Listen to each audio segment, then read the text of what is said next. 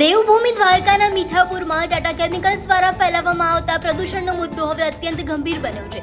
વર્ષ 2010થી જળ, જમીન અને જંગલને બચાવવા માટે દ્વારકાથી દિલ્હી સુધી રજૂઆત કરી રહેલા જાગૃત નાગરિક દેવરામભાઈ વાલાભાઈ ચારણે આખરે ન્યાય ના મળતા રાજકીય પ્રાંત અધિકારીની કચેરી સામે આમંત્રણના ઉપવાસના શ્રી ગણેશ કર્યા છે। દેવરામભાઈનો આક્ષેપ છે કે ફેક્ટરીના પ્રદૂષણને કારણે માનવ વસાહત અને જળચર સૃષ્ટિને વ્યાપક નુકસાન થઈ રહ્યું છે।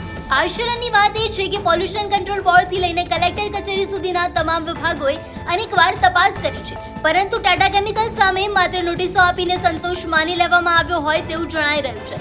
3 મહિના પહેલા પ્રાંત અધિકારીની અધ્યક્ષતામાં બનેલી સમિતિએ દરિયાના પ્રદૂષિત પાણીના અનેક સેમ્પલ લીધા હતા, પરંતુ હજી સુધી તેનું કોઈ નક્કર પરિણામ જાહેર કરવામાં આવ્યું નથી।